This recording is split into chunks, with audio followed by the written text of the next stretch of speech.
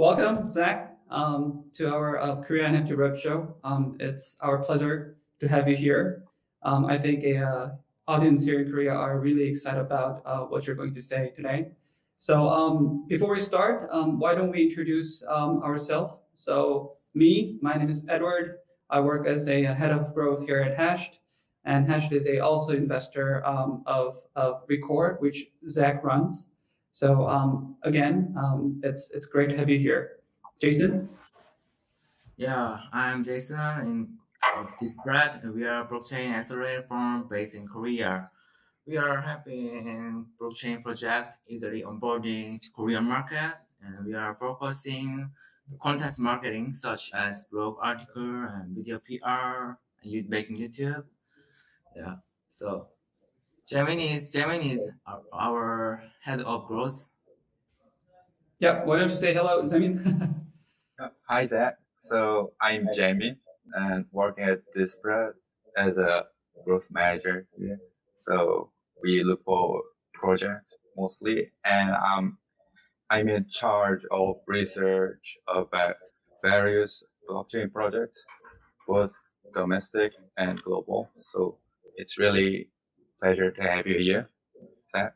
So could you also please explain about Recur and yourself as well?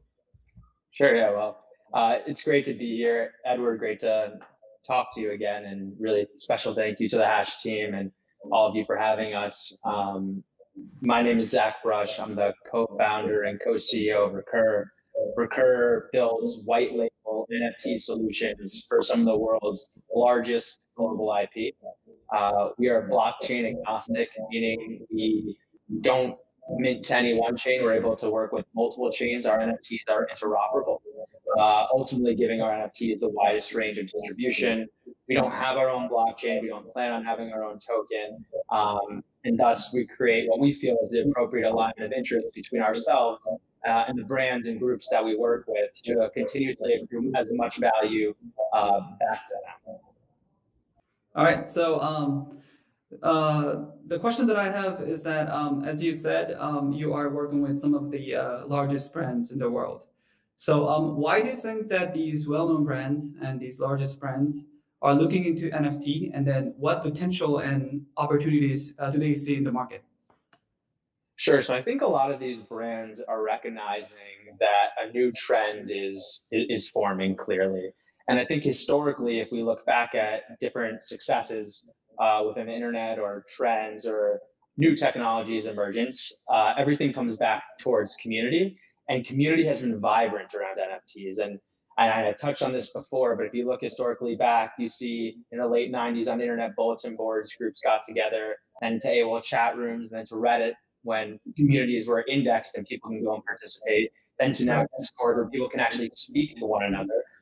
Community becomes this really powerful and vibrant thing. And I think and know that a lot of these large IP, these large brands feel that NFTs can become another extension of their brand, another extension of community for some of these fans.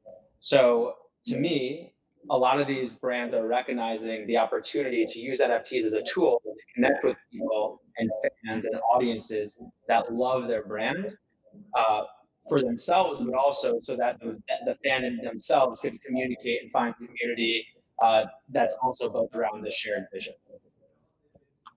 What kind of NFTs will Recur will be dealing with, and then what sort of NFT could people expect from your platform? Sure. So everything that we do, we want it to be really deep and really have great storytelling. When we're working with our large IP, we don't do a one-off drop. Everything that we're doing has to be able to live 365. It has to be a full experience. So anyone that's going to come to a future Recur experience, and we're going to be behind some of the largest IP when it comes out in the coming months, they will expect, and be able to see a roadmap and be able to see something that won't just be there one time, but it will live on for years to come.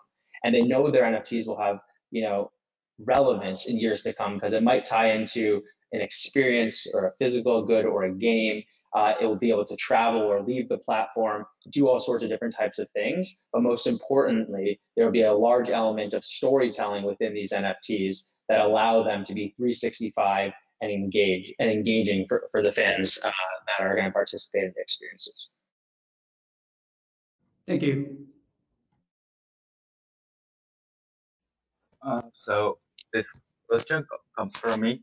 So I found that you once worked at one of the major exchanges, Kraken, before.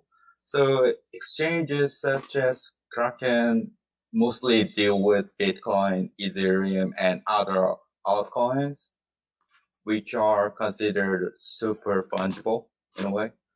And so what did you see in this fungible token industry that made you really shift from working on fungible tokens to fungible token exchange to non-fungible token exchange? So what do you see in NFT and what's your vision on it?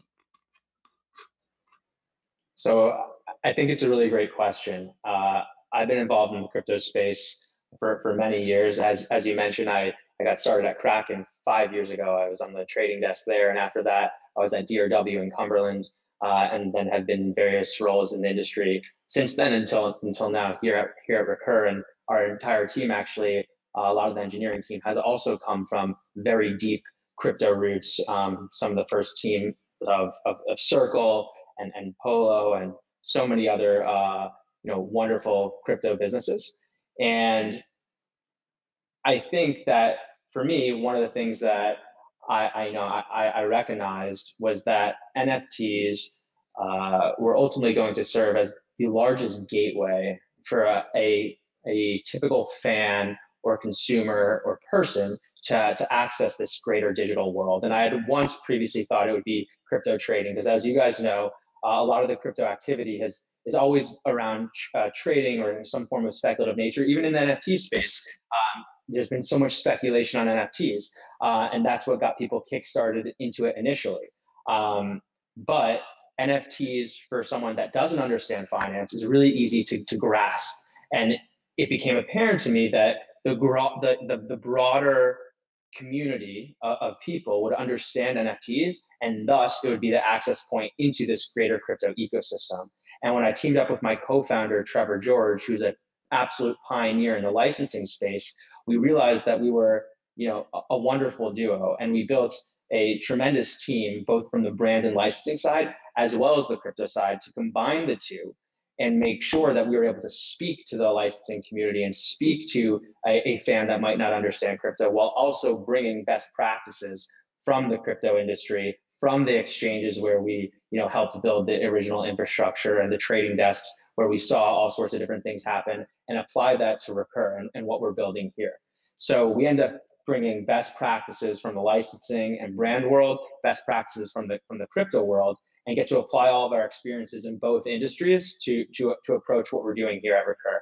And in terms of where we see this industry going, we try to look past the speculation at Recur, and we really see that NFTs become extensions, and I already touched on this, extensions of the brands and the IP that we work with. And as I mentioned before, my co-founder Trevor has been working with the largest IP in the world for tens of years, has a very successful business making physical products for some of the largest IPs in the world, as well as digital storefronts for them.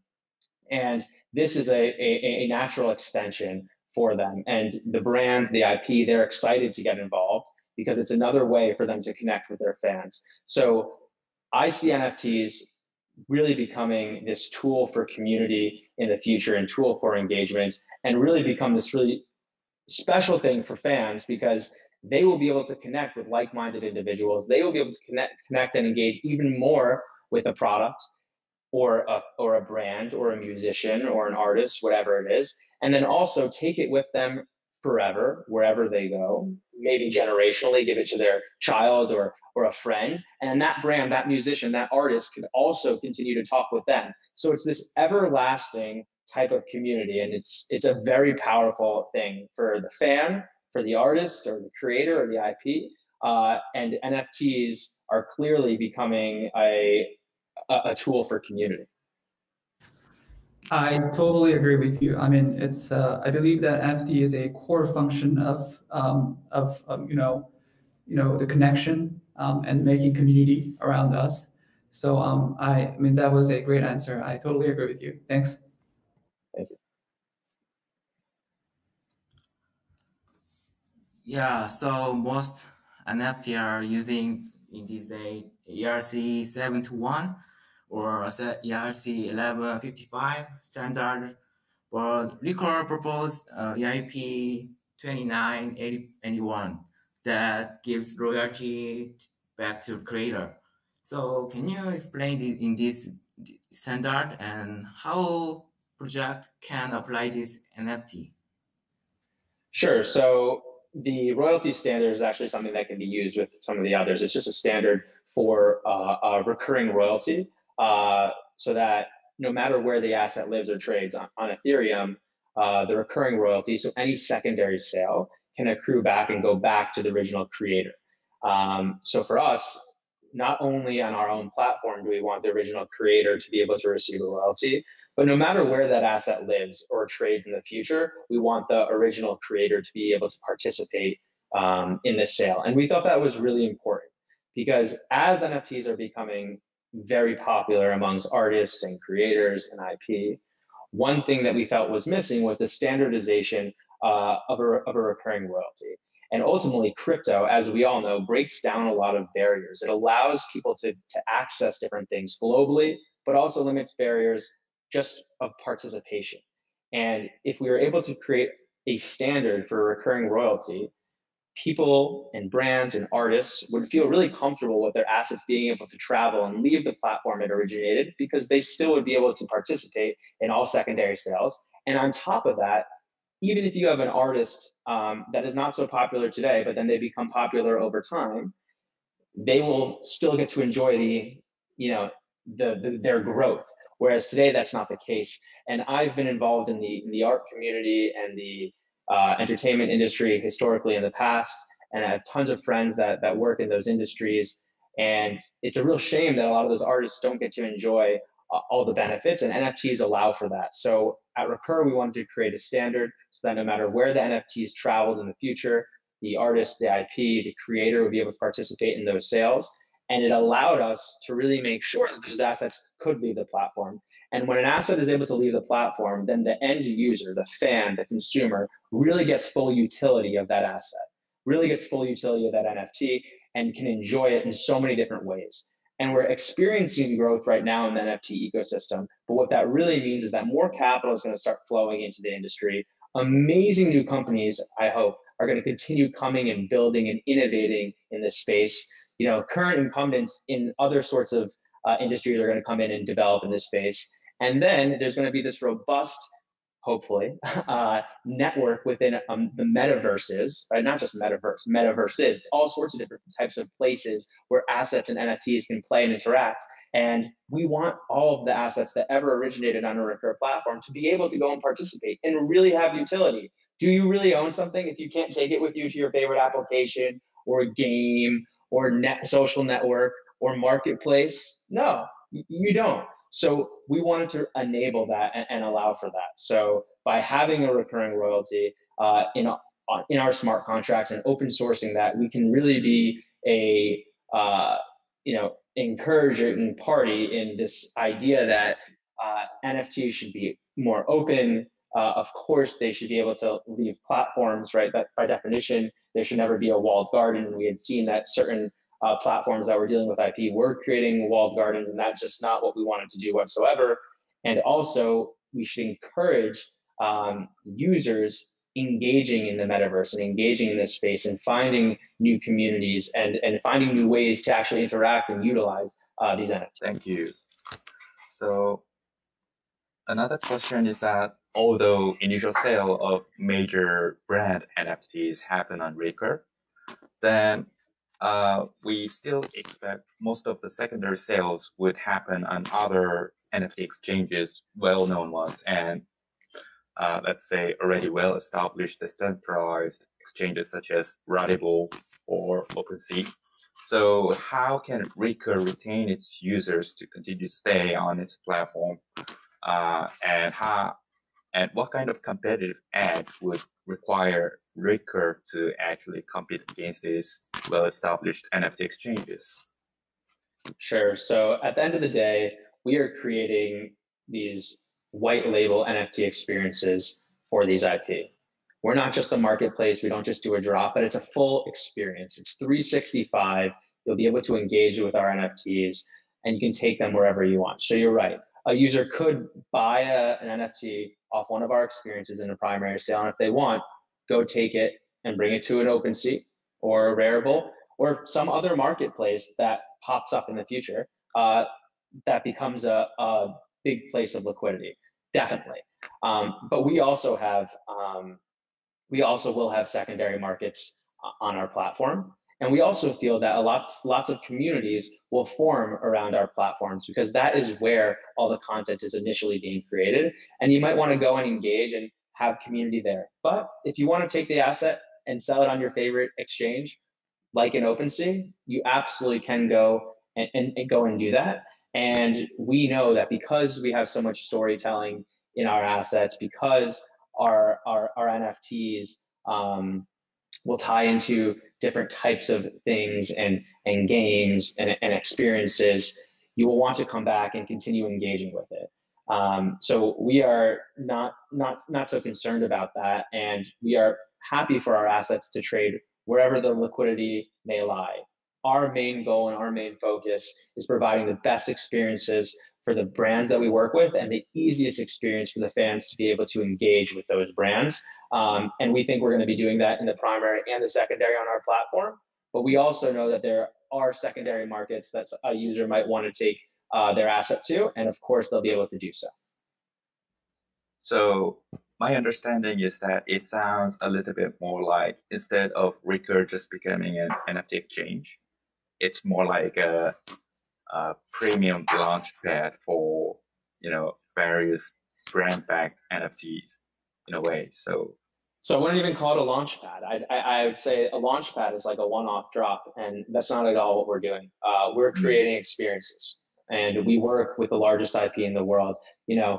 A launch pad is something that a crypto company will do. We're not a crypto company. We're a storytelling business, and NFTs are our medium. We're a community business. We have the #1 licensing and brand team in the world when it comes to NFTs.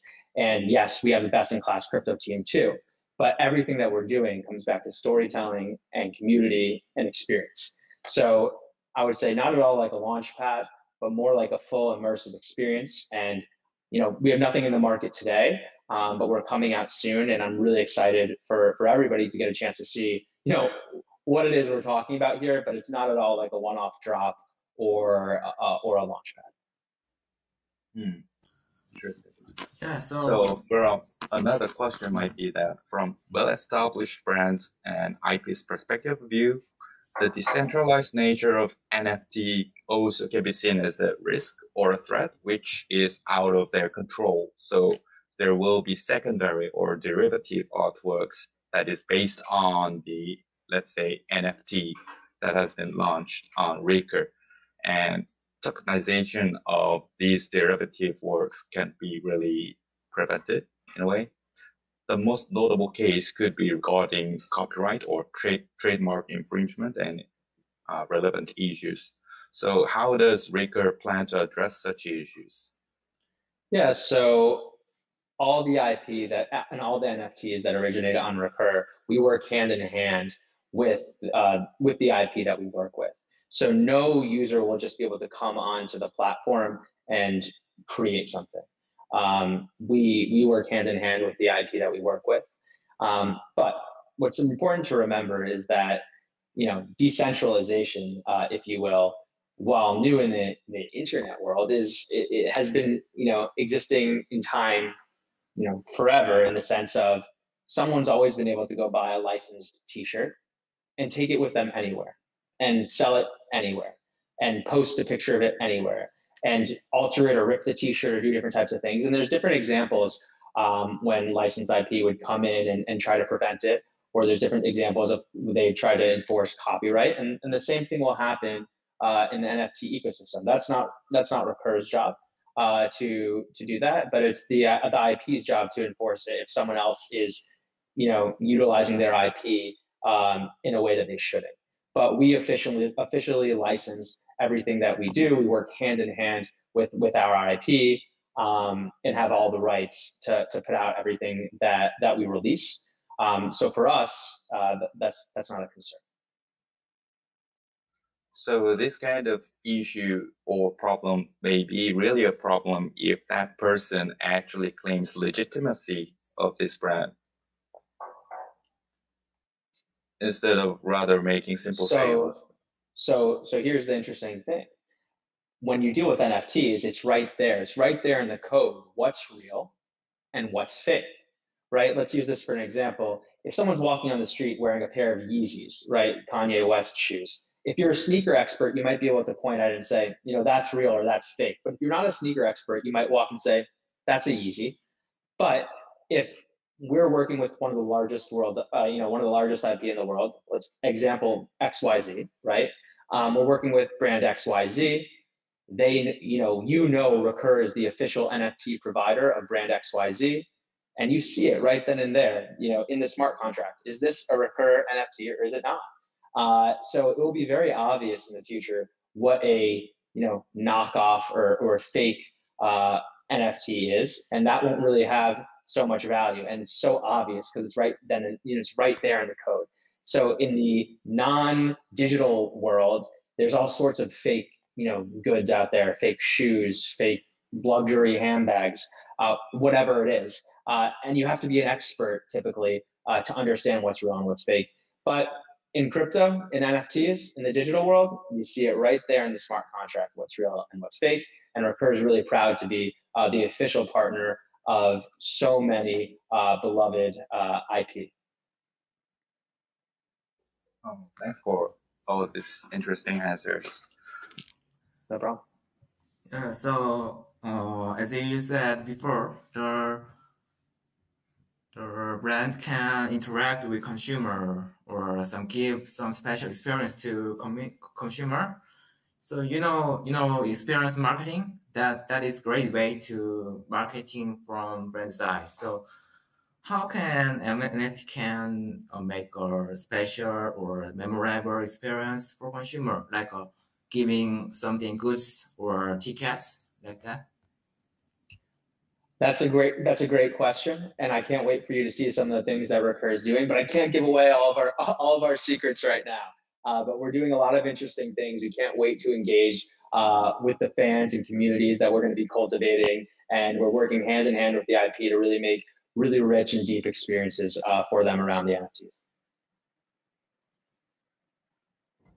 Great.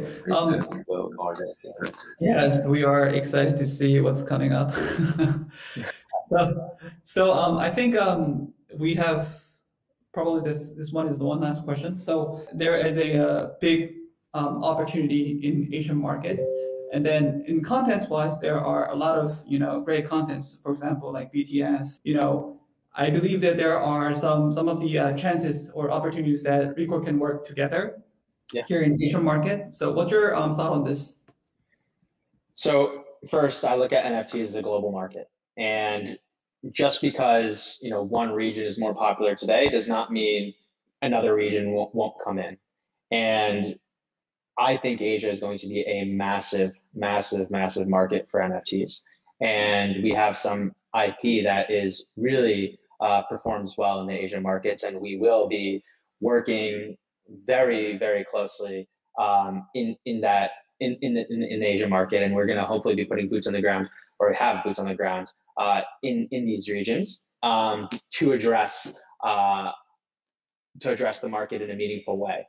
So I do think it's a meaningful market. It will be a meaningful market, and in crypto in general, Asia is a very prominent market. So the early adopters of NFTs are people that already understand the crypto space, and there are so many early adopters in this Asia market. So I do think that the Asia market will start growing very rapidly and quickly, and we are definitely thinking about the Asia market, and we are working with lots of IP that is very, very prominent in Asian markets. So 100%, I think Asia could even be potentially one of the largest markets for NFTs.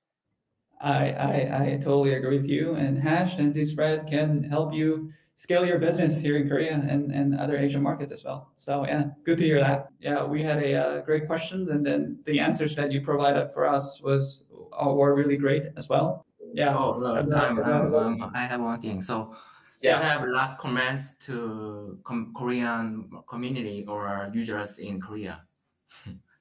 What's that? Last comments. Your comments. Yeah. Any last comments? The last comments is that we are working with some of the largest IP in the world. As I mentioned before, it has really global reach. I think the community in Asia, all throughout Asia and in Korea, are going to love some of the things that we're working on. And we are very, very excited for everyone to see what it is and participate. And, really thank you to the three of you for inviting us. And we at Recur are looking forward to working closer with you over the coming months and being able to speak and reach the Korean market and community more, and learn how we can be working closer. So with that, truly, we believe NFTs are a global market, and we are treating it as such. And it's important that we work hand in hand so that we can accomplish that. Thank you for sharing your thoughts. Thank you. It was a wonderful time. So have a great afternoon, and then we reach out to you again soon by next week. All right. Thanks, everyone.